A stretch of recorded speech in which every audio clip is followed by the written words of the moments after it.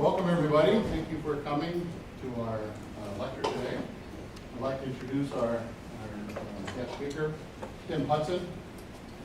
He is the superintendent of our newest national monument here in Maine, Katahdin Woods and Waters National Monument near Katahdin area, near the Katahdin State Park. As a superintendent, Hudson is charged with overseeing planning and implementation for the new monument.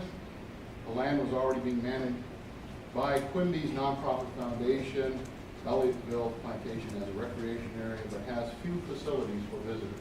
Mainly it was a conservancy. A major part of Hudson's job will be working with local community members, many of whom oppose the creation of a national monument in their backyard and are distrustful of the federal government. Hudson has worked for the National Park Service since the late 1960s, with much of his career spent in facilities and project management at parks throughout the country. He worked for 20 years as Chief of Maintenance at Yellowstone National Park and was Associate Regional Director for Operations, as well as Chief of Maintenance for the Park Service in Alaska. In his most recent position, Hudson left the Park Service's $300 million program to restore the areas, led the Park Service $300 million program to restore the areas of the Northeast damaged by Hurricane Sandy in Yellowstone. No, that was in New York. New York. Sorry. Yeah, I said Hurricane Sandy. Didn't get the Yellowstone. I got the wrong part. That would be a bad one. That would be a bad one. Mr. Hudson will also speak to the conservation law students in the introduction to conservation law enforcement class taught by Wilson Hess at 1 o'clock. If anybody wishes to join us for that, also at 100 in Sarah Hall. Tim Hudson, and it's all yours. Thank you. Glad to be here. Well, a lot of the National Park Service things are fairly new to Maine, especially northern Maine, on how we operate. So, not that there's any bureaucracy, of course, in the university system, but we have a little. So we're under the Department of the Interior. So the Secretary of Interior is a cabinet position under the President, one of the cabinets. Director of the Park Service reports to the Secretary of Interior. The Director of the Park Service has to be vetted by Congress. And the Director, the Deputy Director, and functional area associate directors are in Washington, D.C. So that would be of different things like cultural resources, natural resources, facilities, partnerships, etc. There are 7 regions around the country to take care of it, take care of the parks in their region. This region that Maine is in the Northeast region, which is headquartered out of Philadelphia. The other regional offices are in D.C., Atlanta, Omaha, Denver, San Francisco, and Anchorage. There are 413 National Park Service areas at last count, and we are number 413. We're the last ones in the Park Service. The monument that was proclaimed after us did not go to the Park Service. It went up to the coast of Maine. So the first official National Park Service area was Yellowstone in 1872. Although you'll get people arguing about that, so we'll talk about that in a minute. There was no real administration to run the park, and the damage was rampant. People just came in, were shooting animals, taking them out, and not paying attention. So the Army came in 1886, and Moses Harris came in, and they stayed for 30 years. So you see at Yellowstone and some of the very early parks, you see military construction in there, which is typically what it is. In fact, is the buildings at Yellowstone were built in the late 1800s by the Army, and we were tearing them apart one day, and we found a hidey hole, and we could crawl over the back by the bathroom and put your kids. There was a table there 4 feet square high from an attack. So the National Park Service created on the 25th of August 1916, but the Army stayed for a couple more years till things got going. So, the concept of preserving lands was taken in various countries, and you get arguments about Yellowstone was the first one proclaimed, but it really wasn't the first one. Hot Springs, Arkansas, the hot baths were set aside informally or formally, but not by the national end. Yosemite, California, is the most noteworthy one when they came in about 1864, and they preserved some of the big trees. Tongariro on the South Island in New Zealand, not Tongariro, they claimed they were there before that. And Royal in New South Wales, Australia was as well.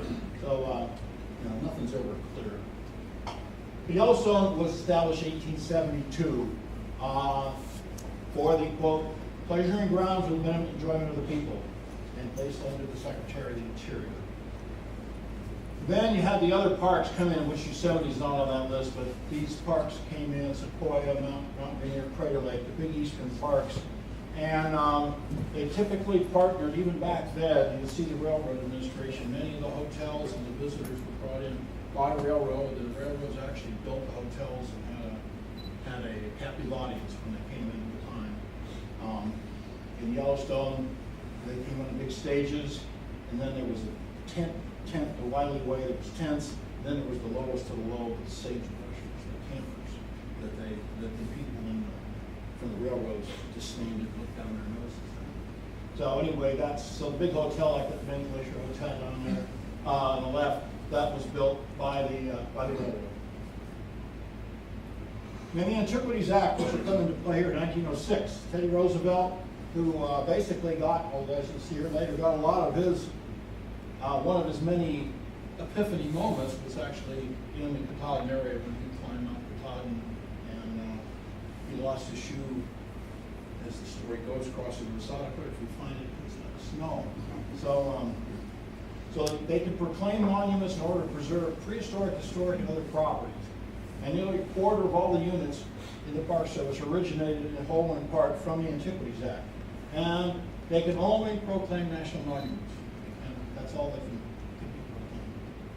So the monuments came in. Devil's Tower was the first one in Wyoming. Wyoming had the first park, the first monument, and the first national forest. And they still don't have any. Then you got the other Chaco, Great Canyon, Pinnacles, I believe was the park the monument you were talking about a minute ago.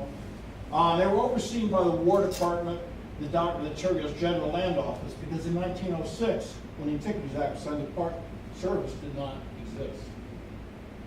So August 25th, 1916, that's when the Park Service came into existence. So things were all managed, the other ones were managed by the Army. As they said, that's where you see the influence of the Army in many of the establishments that were there before.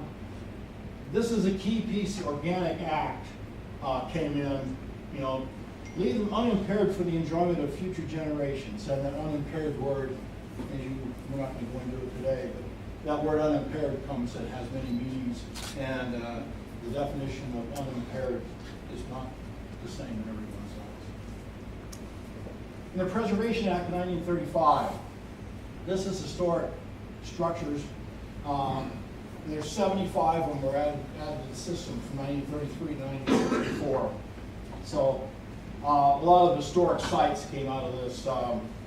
The Fort Jefferson, which I believe is probably not Fort Jefferson, down Florida Keys. You've got petroglyphs, you've got historic buildings, and then not in Maine, but in Virginia, and those you've got all the battlefields, and you have the Civil War battlefields and the Revolutionary War battlefields. There's many of those.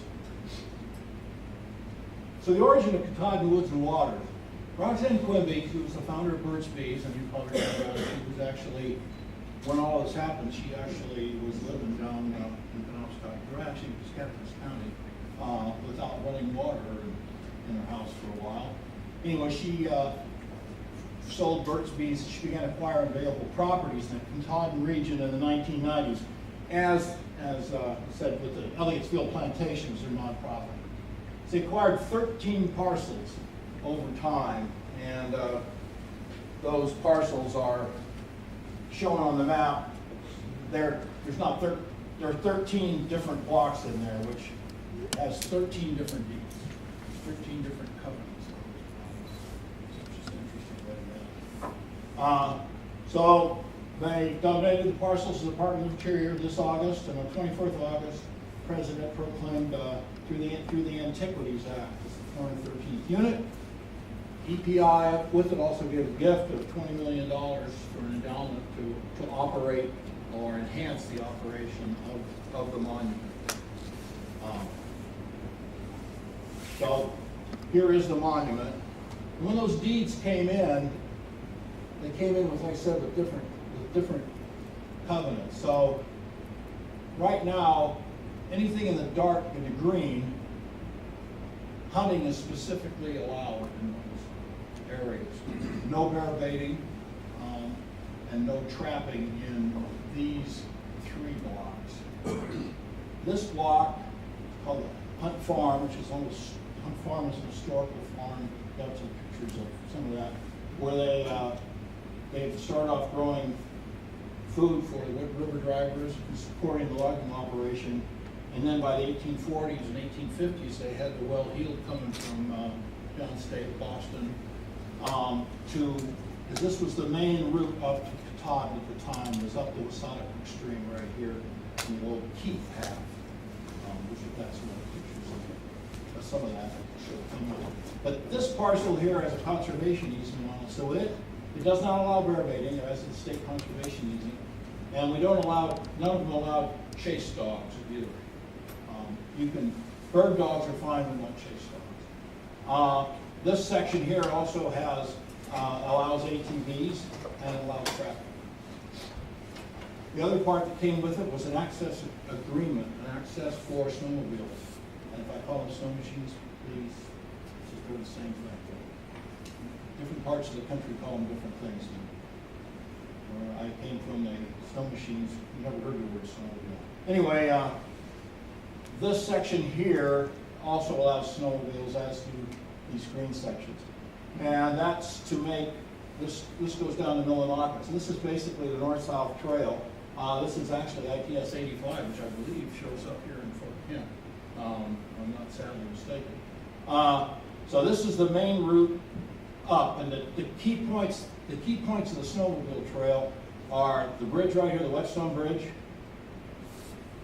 this bridge across the Savoyas River, the Sherman Lumber Company Bridge, and this Philpott Bridge also crosses the Savoyas. That allows things to get over to Patton, to get over to Sherman, over to Benedicta, and then everything goes down to Millinocket, East Millinocket, over to Greenville and that direction.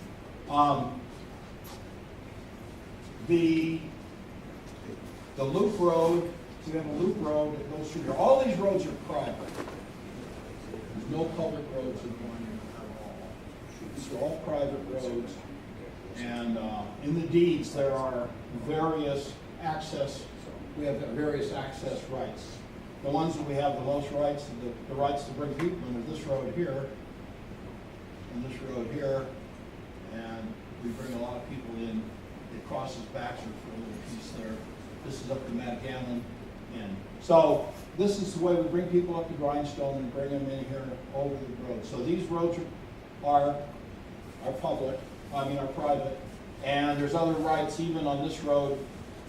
This section right here, for those of you who may remember, this spring, the state exercised their right to access their timber in this parcel. And so they pushed the road in here, and they came along the green and then up the road and then headed up to this parcel right here. So it's a very interesting mix of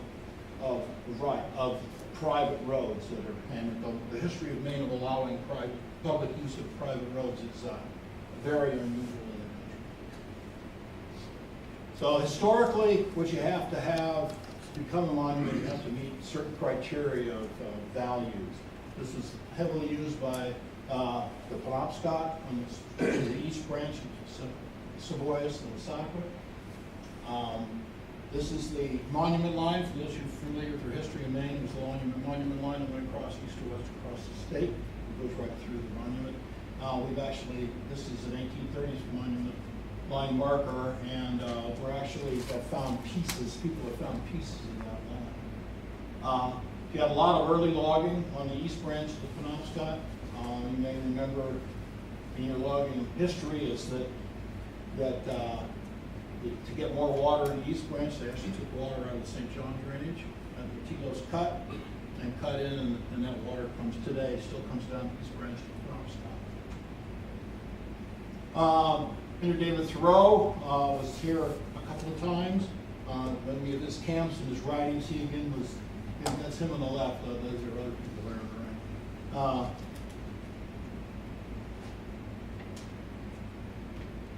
in his writing. So he and Theodore Roosevelt were probably one of two of the most critical ones who came and used the area and were inspired by it.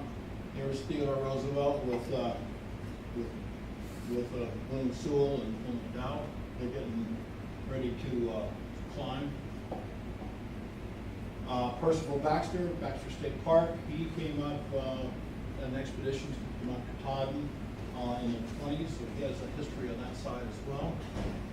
They crossed at Hunt Farm. Those would be obviously tourists and not loggers coming across there. That's part of after they built the camp and they had people come in to recreate. You had the typical almost turn of the century Victorian dresses, and you see it in many big parks where there wasn't a lot of poor people coming in to make that trip. And so that Hunt Farm parcel is right crossing the river right there. There used to be actually, they don't show it here, but there was a cable ferry across there. You could actually get your horses across and had a cable ferry. Then for instance, here's the Boston's Appalachian Mountain Club. Came since the late 80s as well as that. So they used this. There's a lot of historical use. There's Myron Avery you may be familiar with, and Jackman. They are on the summit of Katahdin, and you may remember that they were heavily instrumental in getting the Appalachian Trail to end at Mount Katahdin, because originally it was scheduled to end at Mount Washington in New Hampshire, and they cut it through and had it come up here. So they very instrumental in getting pushed in into Maine and up to Mount Katahdin. Get painters and photographers.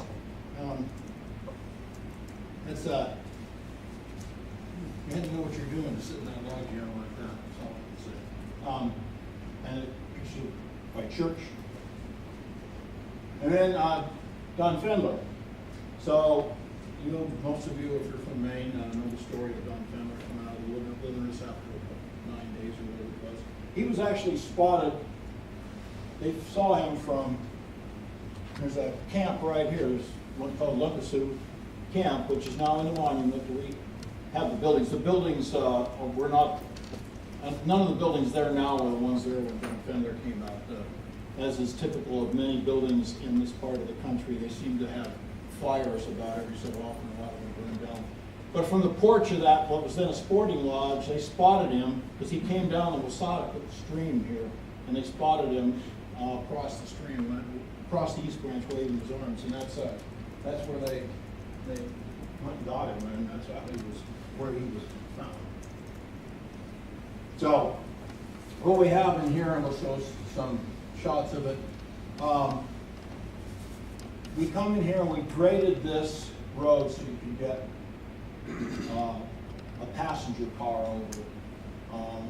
We put a new deck on the bridge here and another bridge here, and this 17-mile loop is what this is the wrong.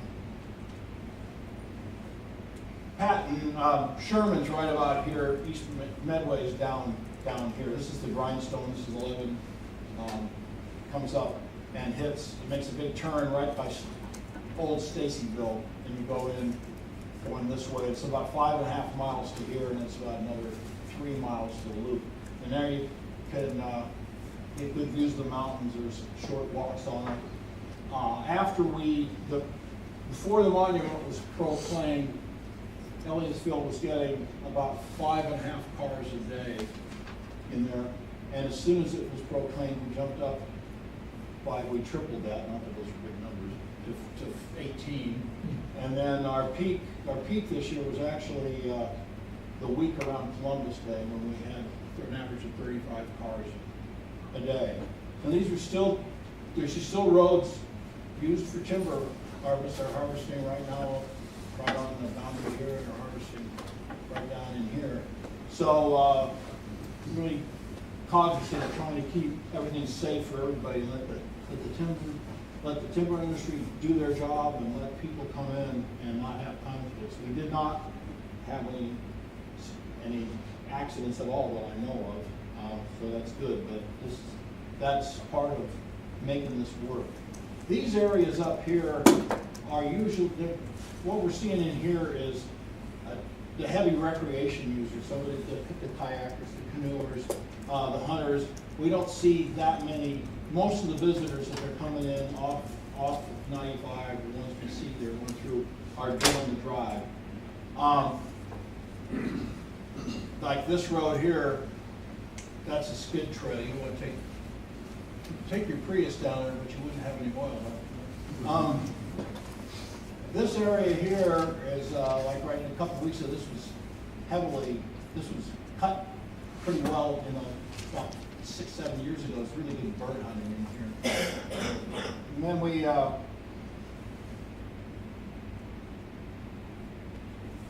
a lot of use up on this end, which is the closest one before we count, the Matagammon. And this is the Matagammon, Red Grand Matagammon here, the East Branch coming down, and you've got 4 or 5 major falls here. You got, Pond Pitch, Grand Pitch, Hulling Machine, Golden Falls, and so a lot of people come down and do this canoe trip down through here. We also groom this during the summer or during the winter for cross-country skiing. It's groomed down to this, at least to this hut, which is available for use, as is the Haskell hut. It's got wood and a propane stove in it already. You need to bring your sleeping bag. And then most of these old dash roads, they're old logging roads. Many of them we've got open for mountain biking. So we allow mountain biking in all sections of the monument. Hybrids will work on some of them. The fat tire craze is not as prevalent here as it is where I come from, but you see the fat tires starting to show up as well. So it's really good riding. This terrain, the logging roads they're solid, they're really good terrain. There's no single track riding, and the terrain's really not single track terrain anyway. It's actually fairly flat. The highest point on the whole monument is actually the side of the Turner Mountain right here. So that's where people are going. The other one that people go to a lot, where they go up to the Sonic Extreme, you go right here, and this they can bike or walk this loop. And then the red is the International Appalachian Trail, which basically it starts after the regular Appalachian Trail ends in Katahdin, and it goes to the end of the Appalachian Mountains. And would anybody care to guess where the end of the Appalachian Mountains are in geologic time? Norway. Morocco.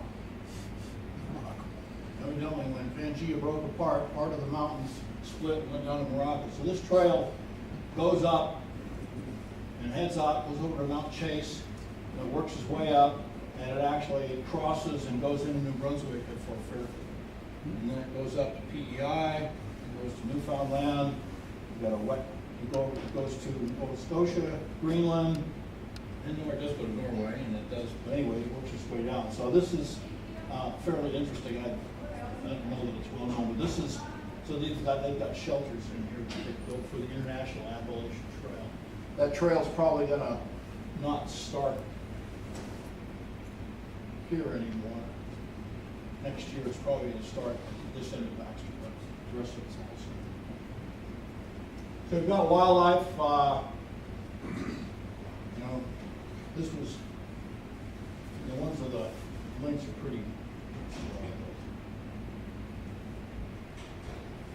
a lot of recreation in it. A lot of fishing in the river, of course, Great Pond Act. The river is not open, but we have access to it. There's many hiking trails, boating,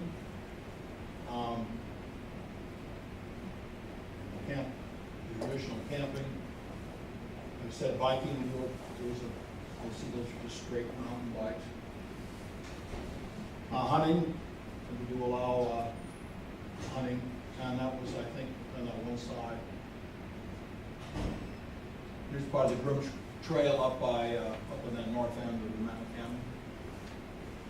Snowmobiling, they go through, and they'll go to, they come in splits. You can go up to Matagammon, go up to Mount Chase Shin Pond, and go over to Patton and work your way out. Like I said, 85, I saw a sign for 85. Cross-country skiing. So what's in the future? We've got, this is how we're going to manage it. It came with, as you want to know, controversy. We opened the first day. It was proclaimed the 24th. We opened an office in Millinocket on the 25th. We're going to open at noon. The press showed up at 10:45, and we were going. And a lot of people came in that day and said, you know, I really wasn't for it, or I didn't know, but it's here. Let's make the best of it. And a lot of the comments we've seen universally, I'd say 99% has been, it's over at this point, and we want to try and make it work. So that's been very positive. So we held 4 listening sessions. Right after, we presented literally nothing. We presented pretty much what was even less than what you saw today of what to do in the park. And we sat the people down. We did not give them a plan. It was typically listening sessions. So the first one we held was, the park was about 3 weeks, the monument was about 3 weeks old. We had a meeting in Stacyville. Stacyville has 302 people in it, and 185 people showed up at the meeting, although they weren't all from Stacyville. We had the 4 listening sessions, one in Stacyville, one in Medway, one in Millinocket, and one in Orono. And we had over 550 people attending. And we broke them into small groups to talk. And one of the things that really came out of that we didn't get as recorded as much as we should, was the people telling the stories of how they used the land when they were kids. And so the moral histories, and we'll be working on oral histories to get those things done. But the listening sessions will be published probably, if not this week, then before Thanksgiving. I'm just going to say these are the major things that we heard. We collated all the answers from the meetings, all the public comments that we got. And for those of you who are interested, I have a number of copies of, you're welcome to, it has the agenda for those meetings. It's the same for each one. And then there's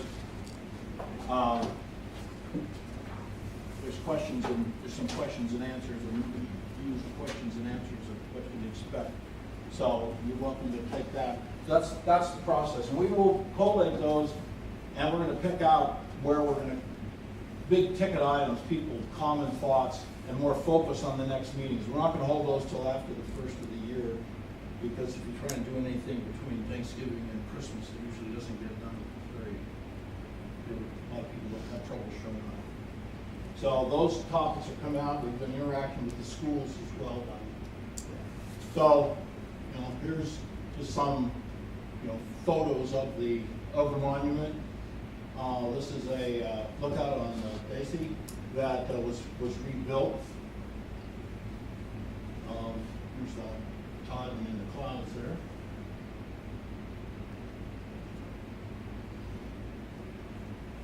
Let me get that. My favorite time of the year coming up.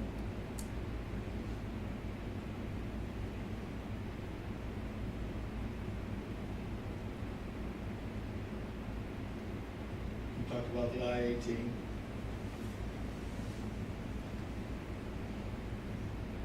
When we get to winter, we're going to be here pretty soon. So that is that time for questions. So I'd be happy to answer any questions here. But that's the raw view of this. We will be open this winter for the snowmobiling and for the cross-country skiing. The Loop Road is closed for the season. We closed it Monday. And we'll open it after the end of breakup on season. So we'd be happy to take any questions you have. Yes? Now, what's the difference between a monument and Oh. national? All right. In the national monument, a monument can be proclaimed under the Antiquities Act, or it can be formed by an act of Congress, legislation. A park has to have legislation. A park cannot be created. The other areas you see, the Park Service, the National Historic Sites, the National Battlefields, all those are legislated unless they're a monument. But a monument can also be legislated. Some of them become monuments and never become parks. They've been So that is the biggest difference. Once they come in, the rules and the regulations are based in two things. One, if like in the monument here, the overarching main is 36 CFR Code of Federal Regulations. So you've got some of those acts which show up. That forms the basis. When a park or an area is established, there are oftentimes things in the legislation that says you will or will not do X, Y, Z. For instance, the Smokies legislation for national parks says you will never, ever, ever charge an interest. That's part of the legislation. This is not, and part of that was because it was created under such controversy because people have lived up in those hollows and vaults for a long time, and historically the outcry. So there's no fees there. The whole ANOCA legislation, which is in Alaska, Alaska Native Interest Lands Conservation Act, where it says subsistence is allowed in the parks, inside the parks, and you can hunt for subsistence. You can take your ATV into these places if you are a rural user. It's not. So you have special legislations. For this one, and for the other ones, for the Antiquities Act, unless something comes in like with the deeds or how it was given, if something came with it, most of it just straight legislation. So you go right to the book and say, this is what it is to the CFR. So you go in there and read, and it says, for instance, for monuments, it says you cannot allow off-road OHVs, off-highway vehicles. But you can allow off-road vehicles, you don't have to, on a road that's traveled in summer, as long as it meets the state's requirements to be on that road. And we've already had to face that here, because in Maine, there's no way at this point in time to make your ATV or UTV street legal. And you'll see the towns, Fort Kinston, Patton, Millinocket have made all their town roads street legal. But they can't get on 11, they can't get on any of the state roads. Yes? Is the Katahdin Woods and Waters National Monument going to be part of the Northeastern Inventory Monitoring Program? And if yes or no, either way, what sort of plans do you have for monitoring natural resources, vegetation, animals, birds, water, etc.? It will be under the Northeast Inventory Monitoring Program. We are in the process right now that a lot of the data was collected before the monument was done, especially on the geology, the wildlife. If you're familiar with Bart DeWolf, he did a lot of the wildlife work. But this section here needs a little bit of work, and this section here is not as good as the rest of it. The rest of them, we're going through the GIS layers. I have maps that basically show the vegetation there for every tree with the 2-foot DBH units. So we are analyzing where the gaps are, where we need to go, and that becomes part of the baseline, and then the monitoring does take in, and that monitoring group is out of Vermont. Our section is out of the INM group is, I believe, out of Vermont. But yes, it comes in. The inventory for these, it's basically a baseline of natural, and we also do cultural, but it's not technically in the INM program. And you get species of concern, you get items that you're worried about, and the monitoring part is you do a status on them as they go along. Yes? 2 questions. First, the park abuts Baxter Park that has very strict regulations pertaining to access and that sort of issues. What's going to be done to make sure that there's not infringement into Baxter Park and people coming over from Katahdin Woods and Water without going through a formal checkpoint or whatever, especially in the Katahdin Lake area, because that's very, very cool. We met with Baxter last week, and we don't have anything that we advertise going in there at all. And I think that's one of the reasons the IAT is gonna move down, Okay. because that's been the, kind of the main point. They would like to manage this as wilderness, which they can't do right now, because you have floodplains right in there, with that lodge, with the lodge. And I think over time, the intent is, and we have no other trails that cross over. This was the trail that's the closest, but it's a precipitous drive. And once you get to that lookout right there, you're not gonna bushwhack your way down unless you're not gonna stop everybody from, but we don't advertise those, and I believe that the two little pieces there, we'll be working with them so that they are discouraged. We had comments that, of course, in the listening sessions, everything from pave every road in the park to don't let anybody in, to just take this loop road and move it 3 miles just tomorrow and move it over. And the loop road, of course, was connected old logging road. Well, we're very aware of that. Fact is, this section here should lend itself as we'll see what the uses come out of the listening sessions, but it has right now it's basically, especially this part, more use than Baxter, but certainly less use than the side. And the river has become defining elements for boundaries. So I think that's what we're seeing. A lot of the comments we had was when people were kids, and not long ago, they could come right up here and drive all the way up. Again. So I think that would be one of the areas that we would question. But that we met with Baxter that week and encouraged. The second question is, we obviously have a president coming in who's already very well spoken against the park and saying, he's going to try to undo it. Is there any likelihood, with federal government to be able to undo any of these national monuments? Well, the one answer is they can always do it by congressional action. Whether we can do it with the stroke of the pen, it's never been done before. There's never been the Antiquities Act used to take one away. There is and I think if you read the Portland paper and some of the other ones, there was that opinion of 1938 opinion that says that it's not reversible. That's an opinion. So right now we're going on, but it's never been.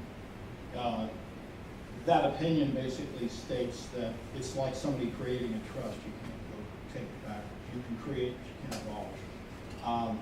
But so the easy answer is legislation. There have been places changed venue and taken up by legislation, which become congressional action, which is a whole lot different than the stroke of the pen. Yeah, it's in today's paper.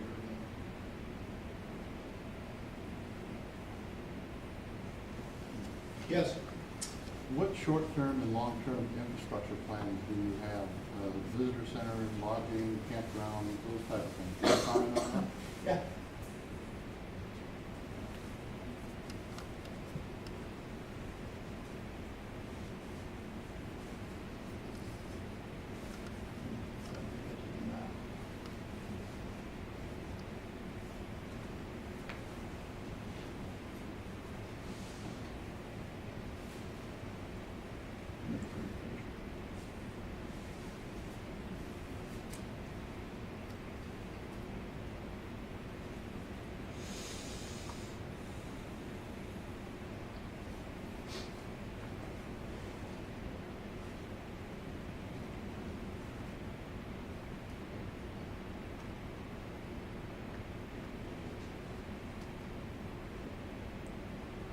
So, there's one campground right now that exists at Sandbank Stream.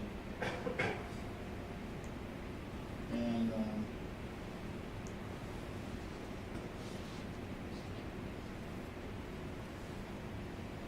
it sits right here. There's other campsites. These shelters on the IAT are like AT shelters, 3-sided shelters. And there's campsites listed on here. So short term, those you could certainly use. As for infrastructure, there's maybe 25 buildings, far as I can tell, about 25 buildings inside the monument right now, of which about 14 of them are called toilets. The rest of them, most of the structures sit right at Luxor. So right now, we're basically maintaining, we'll improve some of these trails, like this trail up in Barnard is very popular and it's beat up a bit.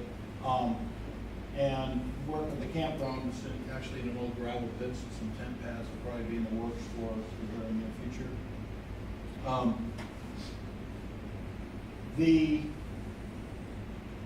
There isn't a lot of infrastructure money, and the idea, and that's what part of the listening sessions, but the concept would be to put the major infrastructure in the surrounding gateway communities. And they're building a bunch of stuff in the park, because it's not that far everywhere. There's seven towns that hopefully that's where that'll go. There are in the deeds, there are in this parcel, and these, there's actually 3 parcels in here. They have what's called reserved rights in the deeds, where Elliotsville can build some things with some money if they can raise other money for a trail through here and fixing the buildings at Luxor and a possible one contact station in this section right here of the monument. Other than that, we're waiting until that 3-year management plan comes out as to where we're going to go. But the intent is not, it's not the days of building big hotels and things in the park. That's not the concept at all. And we didn't hear that. I don't know that we heard that much at all. We did hear comments where a couple people said they thought it would look like Gatlinburg in 2 years, but I don't think that's going to happen. So that's where those are. There is a project going on right now. A private person is building a trail right here. It's going to open this year for school kids. There's an 8-foot wide trail for biking, skiing, snowshoeing, where he's got a warming hut where he's going to bring kids in and ski this about I think it's going to open up part of a 9-mile trail system. And he's also bought land along the Savoyas, so his vision would be to connect up. Anything else? Yes? So I know you mentioned that hunting is only going to be allowed in the green shaded areas, but as for fishing opportunities, is that going to be allowed throughout the entire monument? Yeah. And are you going to have any additional regulations on top of what's already present that goes from the state of Maine? Right now, we would go with state of Maine regulations for hunting and fishing unless it becomes kind of a resource issue that would cause probably everyone to do something differently. The 2 things that are hanging out on the horizon there we're all going to have to watch out for is spruce bugworm and the tick infestation in the which is down south is going on. Those 2 we know are there. The state and everybody around will have to deal with it too. But right now we would just go with the state. We hope to enter an agreement with the wardens to do everything. We would not bring the intent's not to bring in our own different law enforcement.